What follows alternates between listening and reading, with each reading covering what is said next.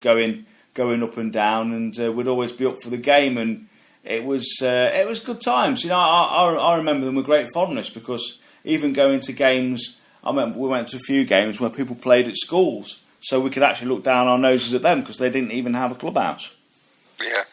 I don't remember what teams they were, but there were certainly 2 or 3 of them where we'd play and they didn't have a clubhouse. But then when Melbourne was one of them. Yeah, Melbourne was one, and we had to go and get changed on the side of the pitch. And then, but we did get to stop off at a pub on the way back and have food, because I think the food was provided at one of the local pubs, if I remember rightly. Yeah, it was. Yeah, we'd all try and sneak a beer in as well, which we managed to do on a Sunday afternoon, I believe. not bad at 14 years old. No, it's telling now though, mate. I must say it's certainly telling on the old waistlines now that we probably indulged a little bit too much at a younger age. But there you go. That you can talk for yourself there, Dale. Yeah, yeah. The Greek god that you are, mate. I've heard you've been down the gym recently, doing what, 3 hours a day down the gym? Is that right? Yeah, no, more like hour and a half, 2 hours. Yeah. Don't want to go over the top. That's 7 days a week, isn't it? Push ups at your desk. Yeah. Doing some. I'm just scaring the other props that will be listening out there. I know Darren Gurry and them will be listening, quaking in the boots at the fact that Dan Grimsley is back in town, and you'll be losing your places, lads. So good luck in the fifths. So I mean, like I say, it's a bit of a reminiscing session, and me and Dan met when we were 9 at Burton Road School. We both played school rugby as well, didn't we? We played for Ian Sharp at Ivanhoe, didn't we? Mr. Whetton. Was it Mr. Whetton? Mr. Whelan did more of like Matt Susan's and Johnny Hart's age group. Oh, did he?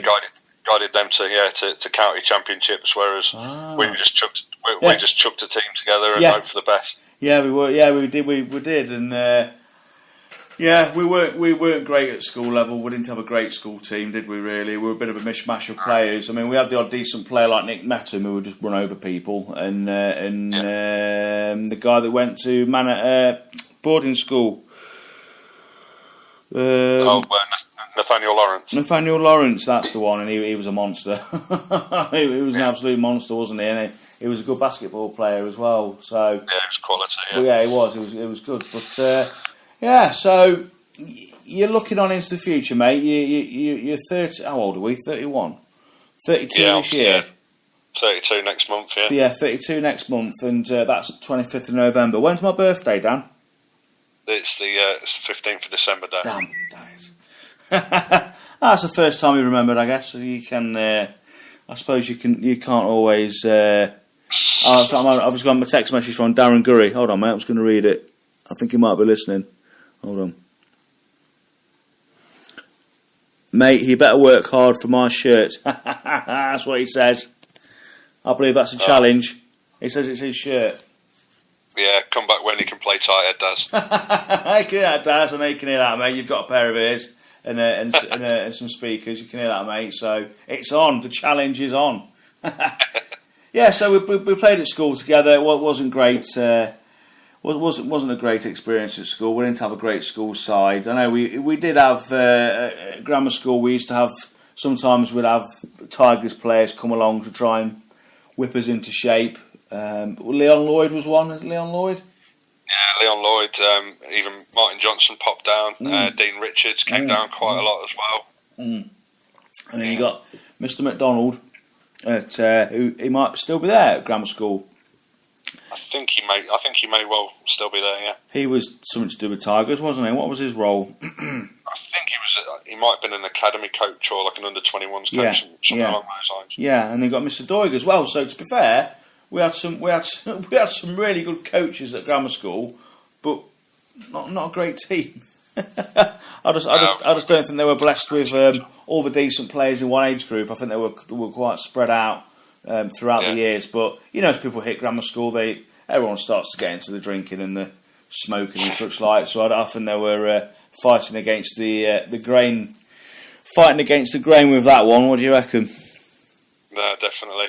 Yeah, we didn't have the most blessed of of rugby years, to be honest. No, we didn't, but we still enjoyed it, and we're still around now to tell the tale. So, how do you think the season's going this season for the first team?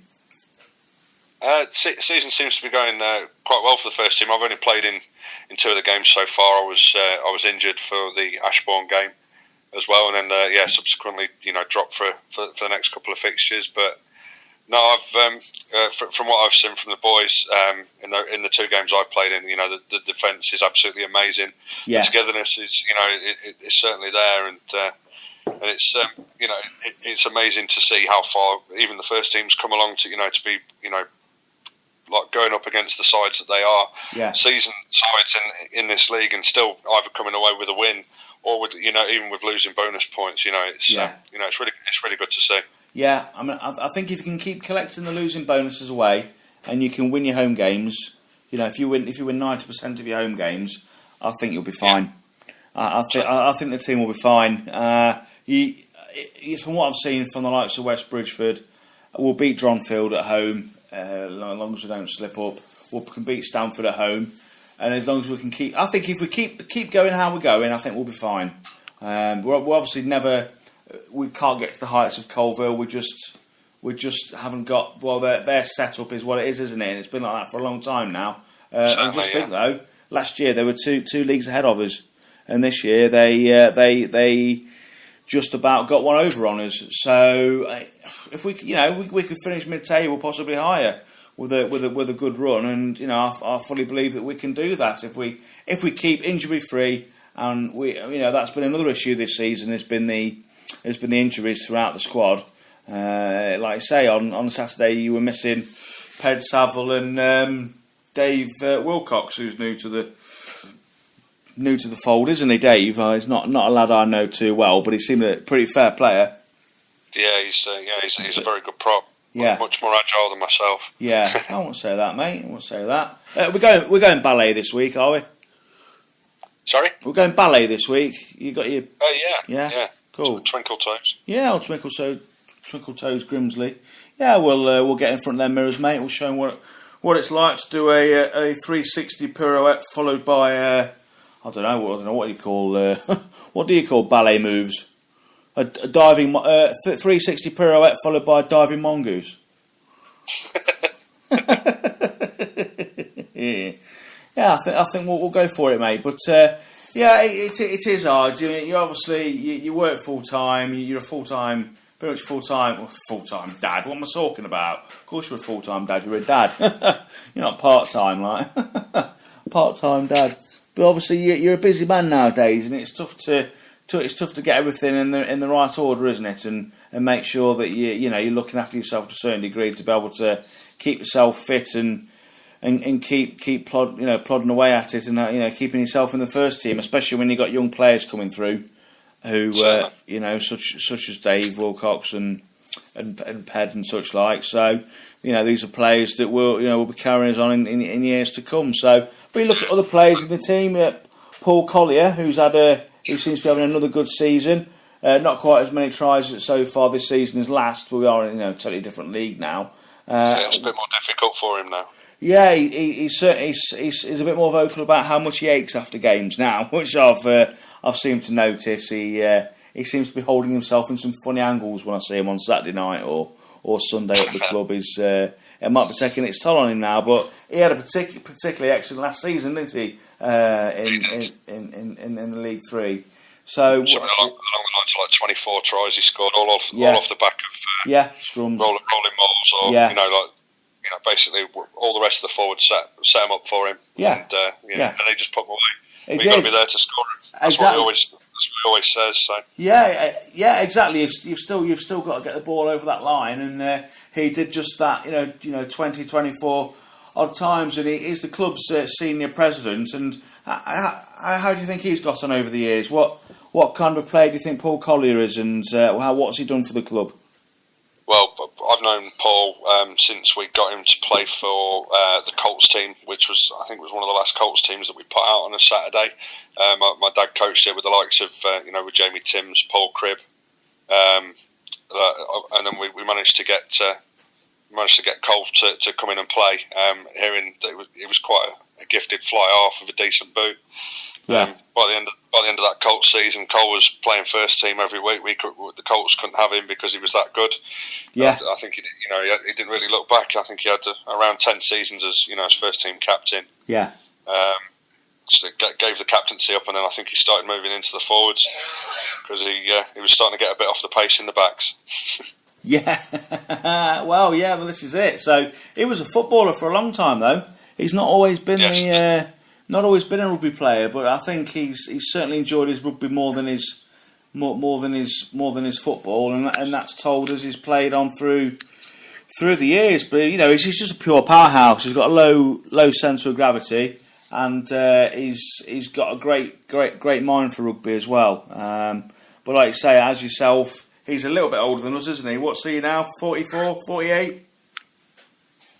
Yeah, he's something like that. Yeah, he's going to hate me for that. Yeah, he's obviously a couple of years older than us, and I can't imagine what he feels like on a Sunday now. Certainly, he's 34 next week, I think. Yeah, something like that. Yeah, he can't be feeling human the day after when you're 34 in the standard of rugby that we're currently playing. It must get to him, but he's been a great servant to the club, and hopefully we will get as much out of him before he decides to either hang up his boots or drop down with teams if that's what he so wishes to do. But from one end of the age scale, there's you and Paul Collier. What do you reckon of the young lads that have come through? We've got Zach White, who's an outstanding player. You got young Jack Henderson as well, and with players like Richard Beasley. He's still only 20, 21 years old. What do you reckon? These are all people that have come through the youth ranks, and what do you reckon it is that have kept them at Ashby? Do you reckon? Yeah, what do you reckon it's kept? Why they've stayed? Why haven't they gone to Colville, or why haven't they gone elsewhere? What do you think about the club that's attracted them to stay here? I think the togetherness that they had coming through, and the amount of players like the likes of say Matty Burton, Joe Cooper, all that lot coming through together. I think it's what's helped them stay at Ashby. It's certainly strengthened the club, bringing being able to bring the junior section through after it was rebought back in around 10 years ago. It's good to see that we're reaping the benefits of it now. I really rate the likes of Matty Coop, Jacob Prozer. There is quite a lot of young talent that we're getting through. Like I say, the likes of Rich Beasley's one of the outstanding players in the centres as well. Yeah. He was really, really good last season. Yeah. And he's shown it again this year. He had another good game against Strongfield this weekend as well. And he's a versatile player as well. He can jump in at scrum half when need be, but he can also play in the centres as well, can't he? Yeah, he can. Yeah. And, he can really hit that crash ball with some impact, which is great for when you're looking to get the ball out wide and set up any kind of play. The names you've mentioned in there are all players that I've been watching over the last couple of seasons since I've been back involved with the club, and the standard of rugby seems to have increased tenfold, and the game has changed. I know that a lot of rules have changed, and the game's had to change because of those rules. But when we were lads, you wouldn't be if you've made a tackle, you just get out of the way. Now you make the tackle, and the pressure's on you to regain the ball, so you've got to get back on your feet and get that ball. Yeah, back on your feet as quick as you can. Try and win the ball for your side. Yeah, but it never used to be like that, and it's a bit of a shock to the system when all you're trying to do is roll out of the way, and all these young lads are popping up again. They've not even hit the ground, and they're back up 2 feet, scrambling for the ball, trying to get the turnover ball. And it's unreal how they do that, mate. It really is, and it's a testament to their fitness and their dedication to be able to bounce around the pitch for 80 minutes doing that, because I've never been able to put that kind of work in to get that fit to be able to do that. So fair play to them, and even against Colville, there was a lot of turnover balls in our favour, and then there was a lot that went against us, and we conceded probably too many penalties. But Colville were guilty as well, and succumbing to our quick turnover ball, which was fantastic. But we actually lost out. But from the looks of Colville, they've got a couple of lads who we just missed out on, the likes of Sam and George Blackburn, who and maybe Henry Rotstein. Something along those lines. Something along those lines. Yeah, bless him. They just